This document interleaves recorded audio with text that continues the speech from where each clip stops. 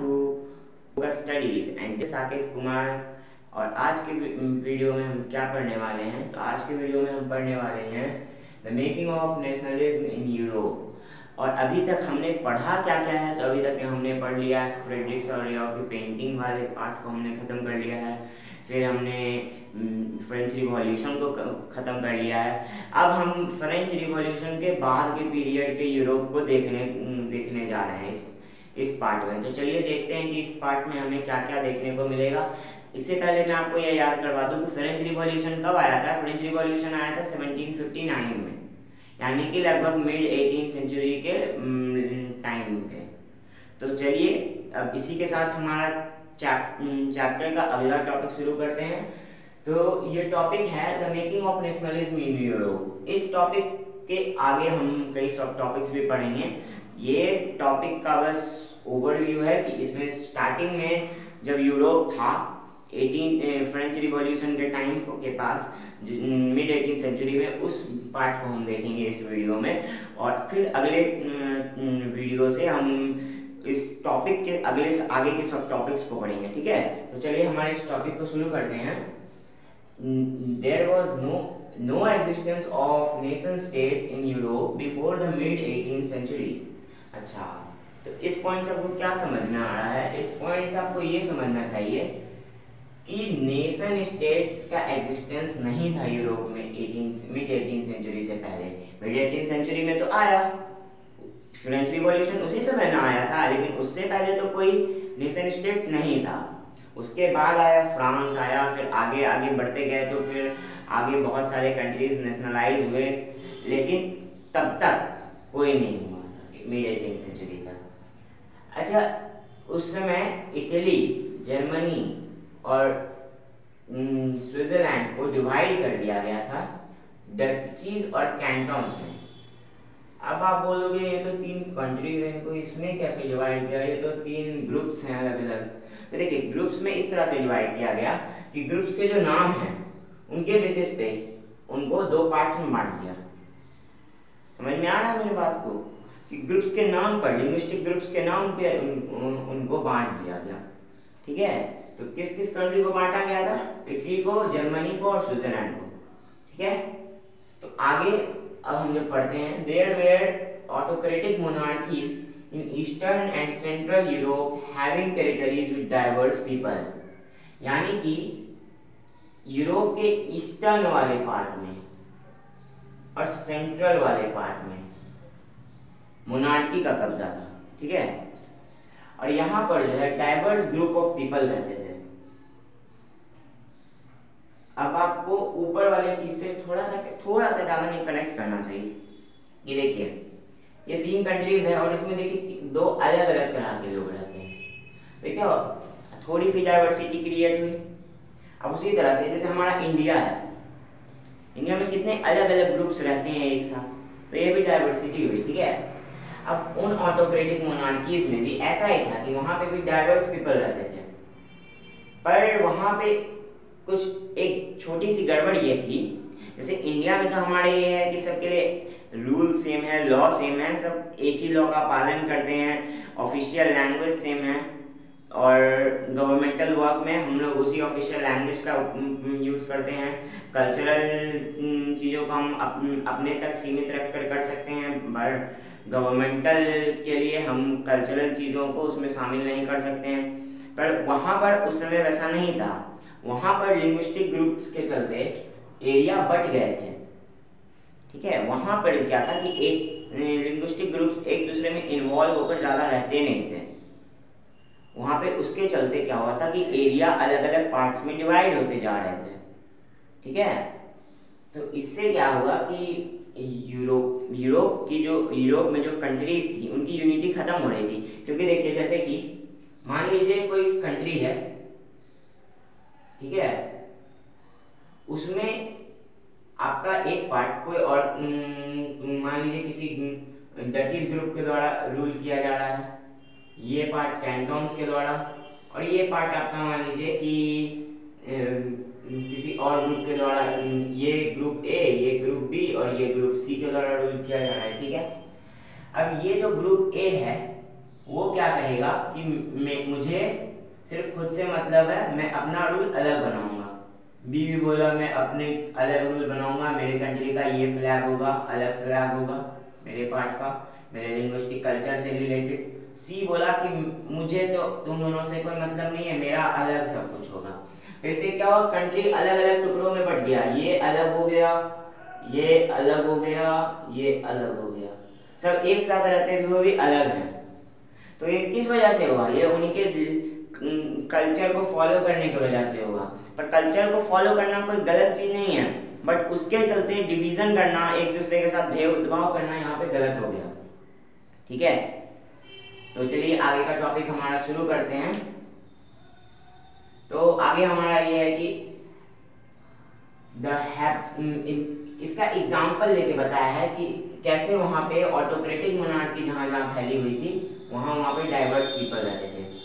Habsburg empire एक इसका example है। हैब्सबर्ग एम्पायर जो है वो रूल किया था ऑस्ट्रिया पे, हंगरी पे, और was a patchwork of a number of different groups of people। यानी कि ये जो हैब्सबर्ग एम्पायर है ये पैचवर्क था। पैचवर्क का मतलब क्या हुआ, देखिए पैचवर्क का मतलब होता है एक ऐसा, जैसे मान लीजिए कोई इमेज है, कोई फिगर है, मान लीजिए कैनवस है और इसमें मुझे ड्रॉ करना है, तो मैं इस पे मान लीजिए इस तरह से, इस तरह से, इस तरह से, इस तरह से, ऐसे ऐसे, मुझे ड्राइंग नहीं आती, किसी छोटे बच्चे की ड्राइंग मान लीजिए से, और कोई छोटा बच्चा कैसे ड्राइंग बनाएगा, इस तरह से अपने मतलब अलग अलग पैटर्न्स किसी भी तरह से ड्रॉ कर देगा, उसे कुछ पैटर्न का उतना पता नहीं है तो ड्रॉ कर दिया, तो उसको पैचवर्क कहेंगे एक तरह से कि पैची पैची सा लुक है। देखिए कैसे ये पैची पैची सा भद्दा भद्दा सा बीच बीच में दिया हुआ है। अब देखिए वहां पे जो लोग रहते थे अलग अलग डाइवर्सिटी के, उनका जो डिवीजन था वो भी ऐसा ही था। यहाँ पे कोई कम्युनिटी के लोग, यहाँ पे कोई और कम्युनिटी के लोग, यहाँ पर कोई और कम्युनिटी के लोग, यहाँ पर कोई और कम्युनिटी के लोग। तो यहाँ पे जो बंटवारा था वो सही से नहीं हुआ था, जिस वजह से पैच जैसा दिखता था। अगर उसे कैनवस पर ड्रॉ कर दिया जाता तो वो पैची सा लगता, इसी तरह से। ठीक है, अब आपको ये चीज अच्छे से समझ में आ रही होगी कि पैचवर्क का यहाँ पे क्या मतलब हुआ। Of number of groups living together, of people living together, मतलब living together in a country but not having collective identity। यहाँ पे हम कह सकते हैं उसे कि मतलब सब एक साथ तो रह रहे हैं, एक साथ मतलब यहाँ पे हुआ कि एक जगह पर तो रह रहे हैं पर सब एक ही कलेक्टिव आइडेंटिटी से नहीं जाने जा रहे हैं। अब कलेक्टिव आइडेंटिटी हम आगे पढ़ेंगे अपने अगले चैप्टर में। कलेक्टिव आइडेंटिटी का मैं आपको एक सीधा सीधा अर्थ बता दूं अगर, तो कलेक्टिव आइडेंटिटी हुआ कि सब लोग किसी एक चीज को अपना चिन्ह मानकर उसे ही अपना रिप्रेजेंटेशन समझकर आगे बढ़े। यानी कि जैसे हमारे भारत के सभी लोग अपना रिप्रेजेंटेशन भारतीय होकर दिखाते हैं, या फिर अपने आप को भारतीय रिप्रेजेंट करने के लिए अपना फ्लैग का यूज करते हैं, तो सब एक ही चीज से सिंबलाइज कर रहे हैं अपने आप को, उसी तरह से। ठीक है, अब आगे जब हम बढ़ते हैं तो हमें एक एल्पाइन रीजन के बारे में पढ़ने को मिलता है। एल्पाइन रीजन जो है उसमें ऑस्ट्रिया, टायरोल, सडेनलैंड और बोहेमिया आते हैं, जहाँ के लोग जर्मन स्पीकिंग है। यानी कि एल्पाइन रीजन, यानी ज्यादातर हम यूरोप को ले लें तो जर्मन ज्यादा बोला जाता था एरिस्टोक्रेसी के द्वारा उस समय। ठीक है, फिर इटालियन बोला जाता था कहाँ के लोगों के द्वारा, तो वेनेतिया और लोम्बार्डी के, ये भी एल्पाइन रीजन के अंदर ही आते थे। वेनेतिया और लोम्बार्डी जो है वो भी लोम्बार्डी के अंदर ही आते थे, तो ये बात आपको नहीं भूलनी है। फिर अगर हम आगे चलें, half of the population here spoke Magyar. अच्छा, ये half of the population here, तो हियर मतलब वेयर, कहाँ बोलते थे, तो यहाँ पे हाफ ऑफ द पॉपुलेशन जो है, अब देखिए ये तो एरिस्टोक्रेसी है ना, जो कि यहाँ वेनेतिया और लोम्बार्डी में इटालियन और एल्पाइन रीजन में जर्मन बोलती है, बट पॉपुलेशन क्या बोलती है, सब तो एरिस्टोक्रेसी नहीं होंगे, कुछ कॉमन पीपल भी होंगे हमारे और आपके तरह, कुछ बहुत ज़्यादा बैकवर्ड पीपल होंगे, तो वो सब क्या बोलेंगे, तो ज़्यादातर वैसे लोग मगियार बोलते थे, हाफ ऑफ द पीपल मगियार बोलते थे। ठीक है, और बाकी जो आधे बचे वो हंगरी बोलते थे, क्योंकि हंगरी के डायलेक्ट्स को बोलते थे। ठीक है, ये और आगे तो वहाँ की पॉपुलेशन आधे आधे हिस्से में इस तरह से बटे हुए थे। तो अच्छा, इतने दूर जब हमने पढ़ा तो हमने ये देखा कि अलग अलग जगह के लोग अलग अलग भाषाएं तो बोल ही रहे हैं, प्लस एक जगह के भी लोग, ये जो ऑस्ट्रिया, टायरल, सडेनलैंड और बोहेमिया थे, वो उस समय तो ये सारे देश के नाम से नहीं जानते थे क्योंकि नेशन स्टेट्स तो था नहीं, तो वो अलग अलग पार्ट्स में तो बटे हुए थे ही, वो अलग अलग पार्ट्स में तो बटे हुए थे ही, कि जैसे Austria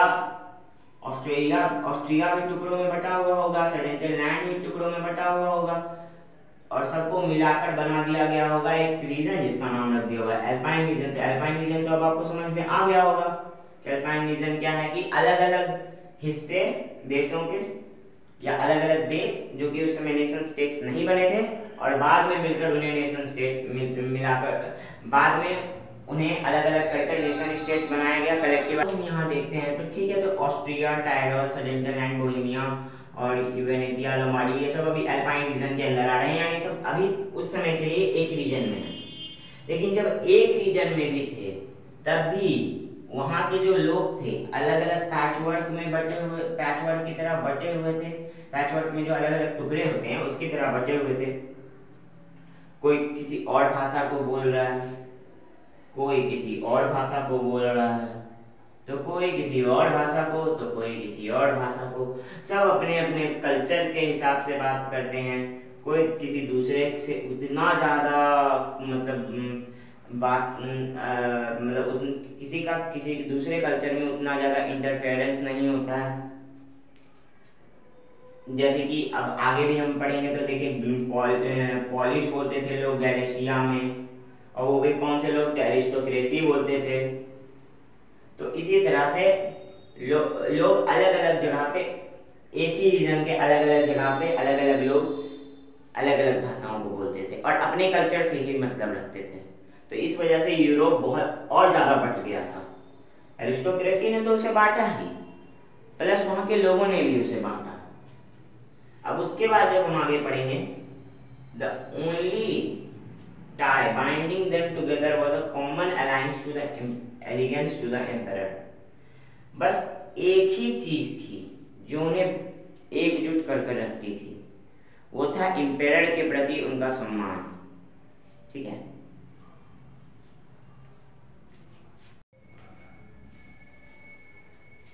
the tie binding them together was a common alliance to the allegiance to the emperor। तो बस एक ही टाई थी। टाई मतलब यहाँ पे जैसे हम लोग टाई लगाते हैं ना, तो टाई से हमारा दोनों कॉलर जो होता है साइड का शर्ट में वो बाइंड हो जाता है एक साथ। उसी तरह से यहाँ पर उनको बाइंड करके रखा है, वो था उनका कॉमन एलिगेंस। कॉमन एलिगेंस का क्या मतलब हुआ यहाँ पे? कॉमन एलिगेंस का यहाँ पे ये मतलब है कि लॉयलिटी, उनकी जो लॉयलिटी थी उनके राजा के प्रति, उसके चलते वो लोग एक साथ जुड़े हुए थे। नहीं तो कल्चर वाइज तो वो लोग एक दूसरे से बटे हुए थे, जिस वजह से वहाँ की एकजुटता भंग हो रही थी। ठीक है, तो आज का हमारा पार्ट यहीं तक था, और इसी के साथ अब हम अपने अगले इस पार्ट के अगले सब टॉपिक की तरफ बढ़ेंगे। Thanks for watching focus studies. और अगर आपको मेरा पढ़ाने का ढंग अच्छा लगा हो तो हमारे चैनल को लाइक करें, हमारे वीडियो को लाइक करें और चैनल को सब्सक्राइब करें। तो मिलते हैं हमारे अगले वीडियो